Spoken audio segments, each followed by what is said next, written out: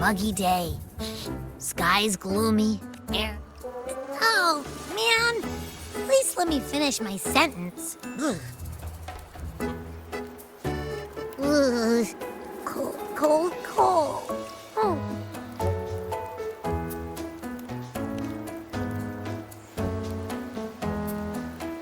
All right.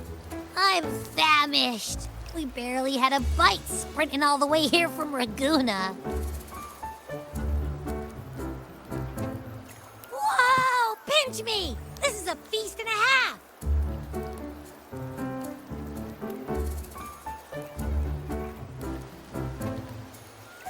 Hey, Rover.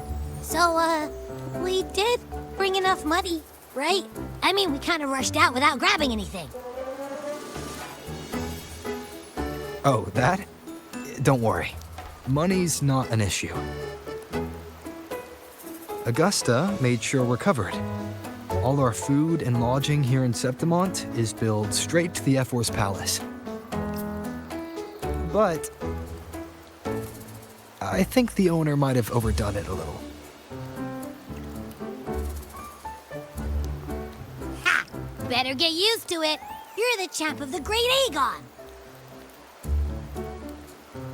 And you know me. If food's on offer, I'll be a scoffer. Yeah, no leftovers, guaranteed.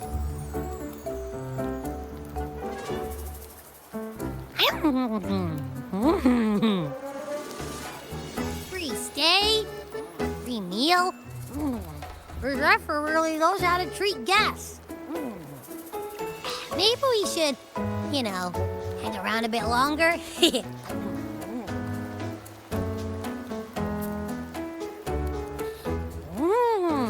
This smells amazing!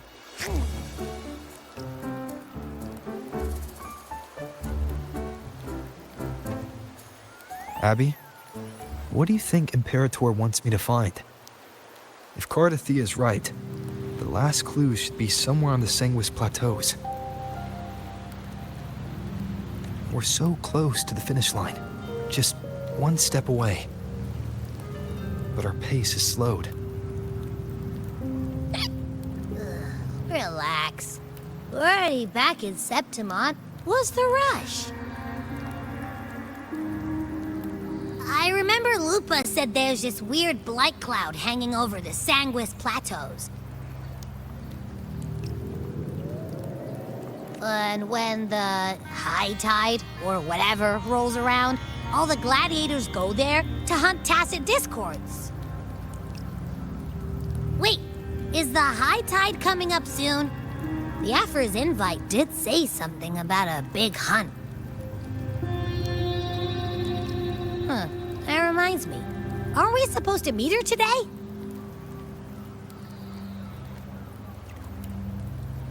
A messenger came this morning. Augusta is dealing with an emergency, so our meeting's postponed. It looks like it'll be a while. An unexpected change. It's throwing everything off course. I don't like the feel of it. And why me for this hunt? If it's about the Great Aegon, the messenger said none of the other gladiators were invited.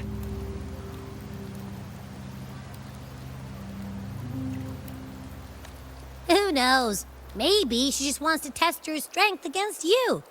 Typical Septimontian, right? You think so? I've only met her a few times, but I doubt she acts on such simple impulses. And as the F4, can she really thoughtlessly do whatever she wants? Guessed from afar, you possess eyes as clear as crystal. But what troubles you so that eyes once bright as the highland sky now darken with rolling clouds?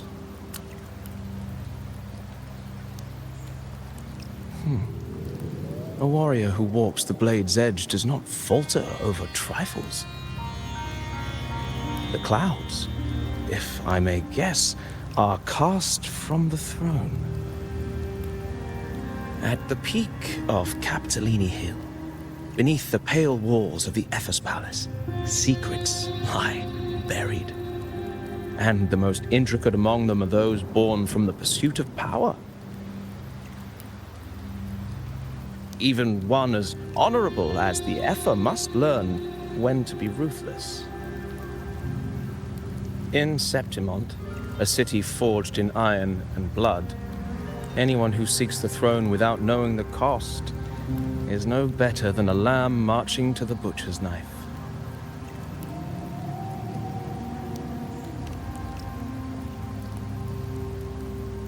I am Nestor, a traveling poet.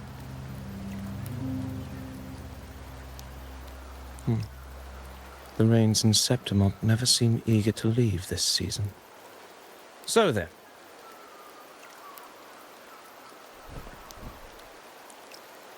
if you are curious about the Ephor, then allow me to say that nothing would honor me more than to offer even a modest service to the champion of the great Aegon.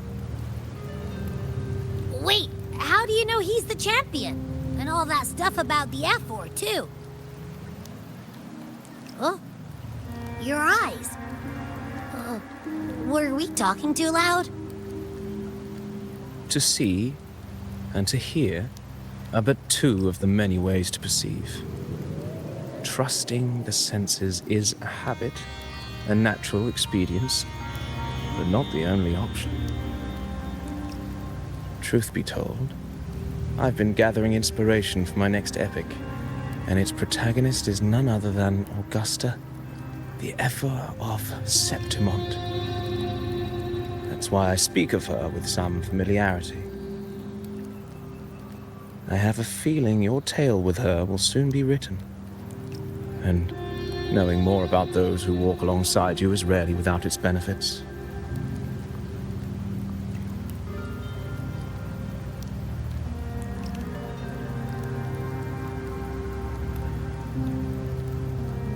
Augusta, a girl of humble birth, a resonator of modest talent, a commoner without noble patronage, and yet, from the den of wolves that is Septimont City, she rose and eventually claimed her place.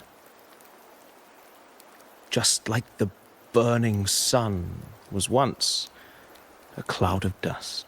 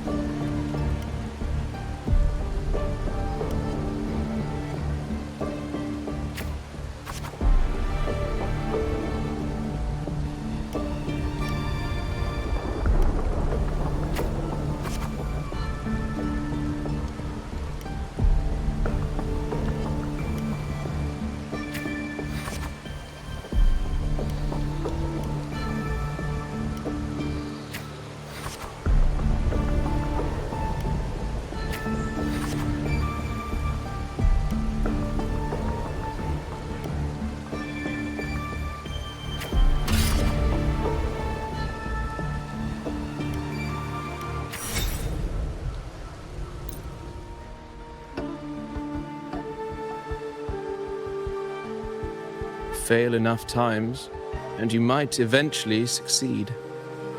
Should we call it resilience? Or mere stubbornness? Or perhaps, for a girl who has lost everything, there was never a second option. She had no one to trust but herself, and naught but a blade to hold. And yet, as the first stanza of an epic, this is nothing extraordinary. Since the lament, across the scorched lands of Solaris, I've heard this story repeat itself, again and again. Greatness. Yes, our era has certainly seen it. But true greatness is never found on the first page of a story. Courage, glory, and honor. Such immortal virtues have been etched in tablet and stone. They are never forged overnight. Light as a thread, elusive as the wind, they weave themselves into every twist of fate, tangling with every insignificant choice we make.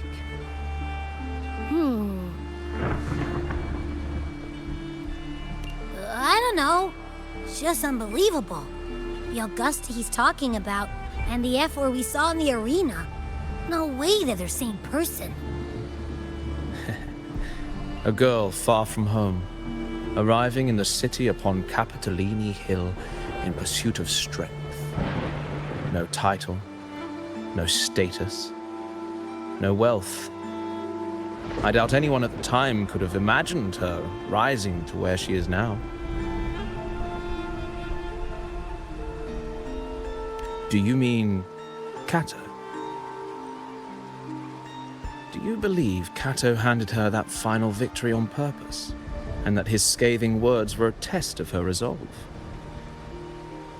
Then Kato must have been an idealist to place his faith in a girl with nothing to her name. Now, why don't we keep this question in mind and see where the story leads us?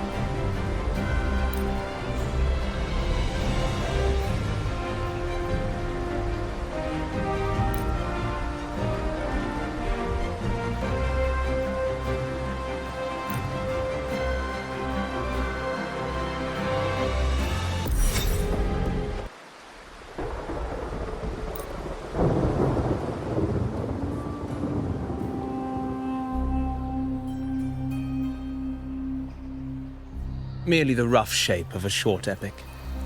This is all I can offer about the F4. Now, as a listener, what do you make of my narration?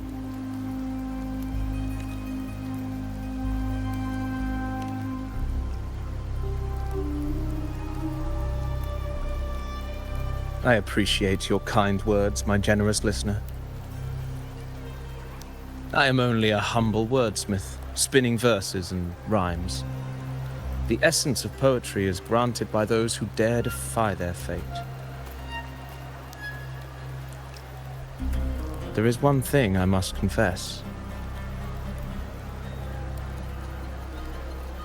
Through my words, your knowledge of the F4 is partial, at best. Poetry can only offer a glimpse of the true story, the reality of people, events, and things slips beyond the grasp of words. I do not belong in the pages of the epic, so I remain confined to the observer's gaze. I can imagine events and emotions unfold, but I cannot truly recreate them. Here's some advice for you, though I hesitate to call it such. If you want the truth of a story, step into it. Become part of it. The opportunity stands before you now. As I've said, the tale between you and Augusta, the hero of Septimont, is only now turning its next page.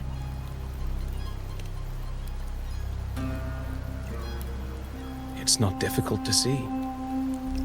Fate flows like the stars, tracing their course. Your destination is written in the steps you take.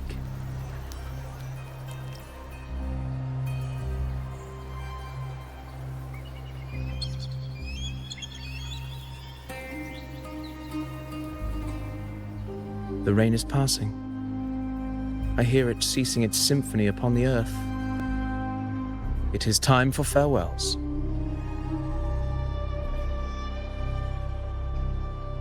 Before I leave, may I ask you one last question? What is it that has lifted Augusta to the seat of power? What is it that makes a ruler?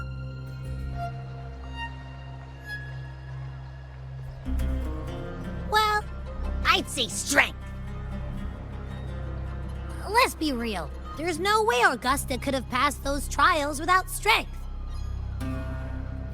Rover, what do you think?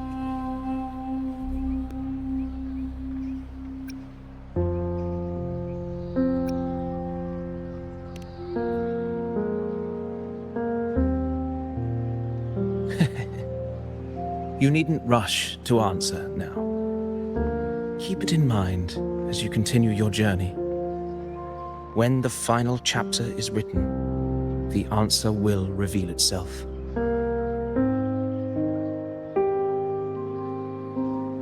Farewell, my friend. Our paths crossed by fate and by chance. Soon, after this brief encounter, everything about me will be gone with the wind. But you, your epic continues.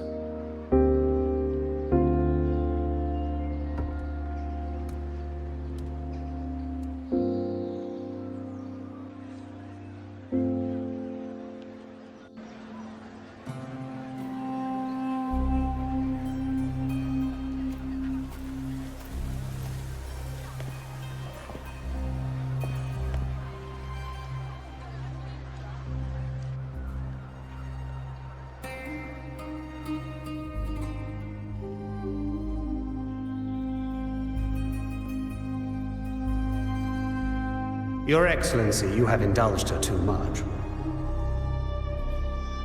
As the priestess, Yuno is far too unruly in both action and word. It's a disgrace to her title. Indeed. she entered the palace unannounced, uninvited, and with no decorum.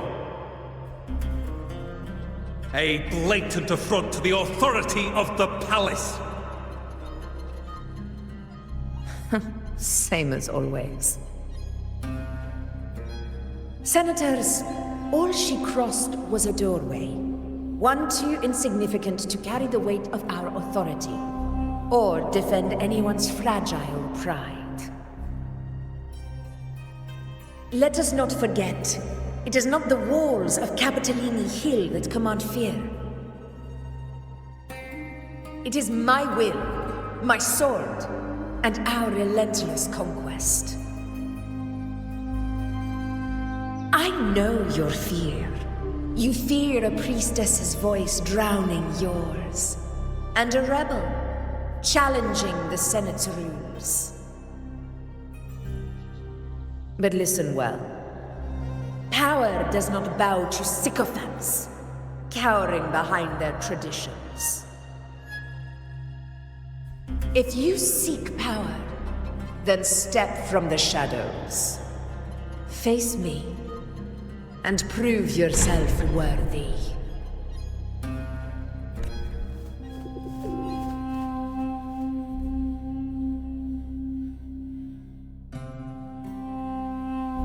Took you long enough, Augusta.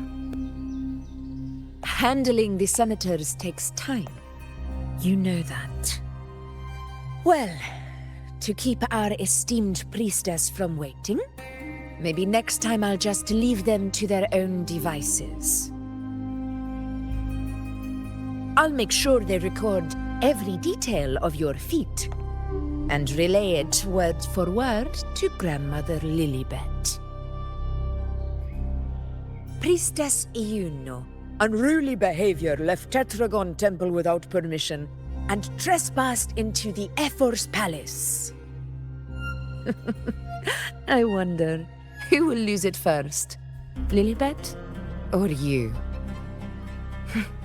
Let those old foxes report me all they want. If they step into the tetragon left foot first, I'll shoot the left. Right foot first, I'll shoot the right. Hey, I'm with you on that one. The Senate should be reminded now and then that the Tetragon's kindness is not a reason to take Priestess Yuno lightly.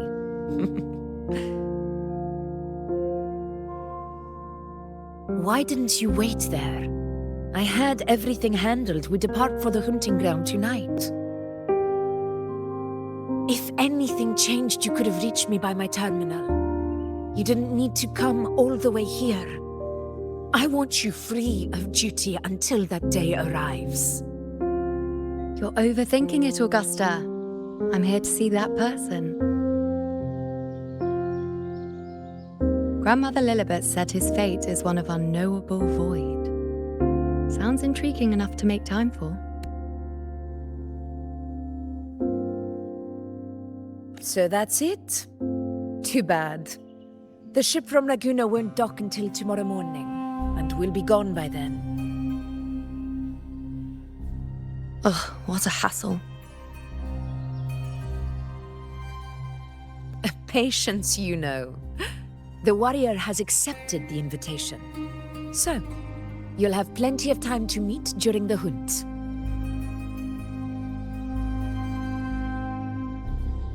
Is there something else you want to say?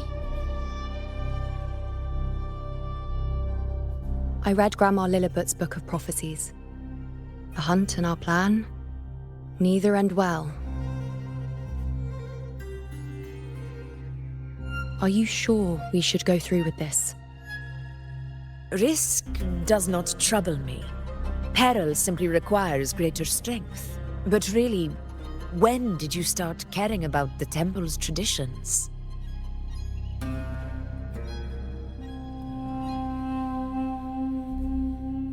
O ye faithless of Septimont, the divinity is enraged. Should your ruler defy their will again, doom shall be your fate.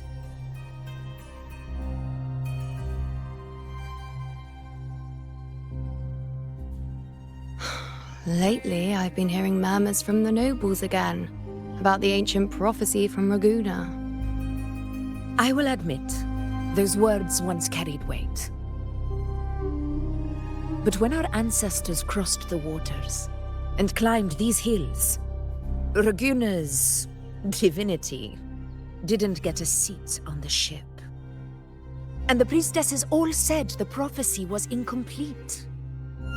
Only the hero of heroes, wielding extraordinary power, risen from the dark tides, shall bring eternity to Septimont. Then shall the waters quiet, the tempest still, and glory return with the blood of the old king. Do not forget, this is the other half of the prophecy. Fabius, Attilius, Valeria, one after another, these heroes have saved Septimont from the brink of ruin. As long as a hero stands, no disaster can break this eternal city. What if this time is different? What if ruin is our fate? Then I will sever that fate with my blade.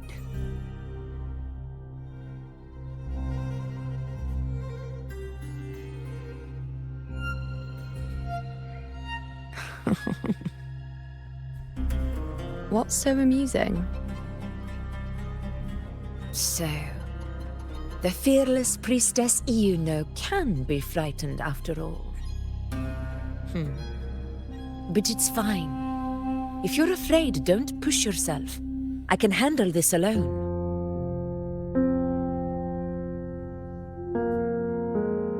Most revered priestess, wait for me in the temple. I shall return victorious. Frightened. Me? If anything, it's you, trying to shut me out and face it alone. Fine. Go ahead. You'll come back to me sooner or later. That I can't deny. I knew it. So you do need me for this hunt. Thank you. You know.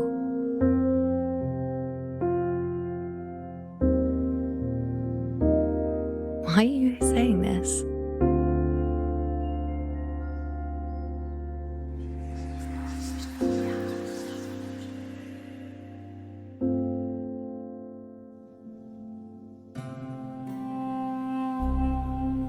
The storm is coming.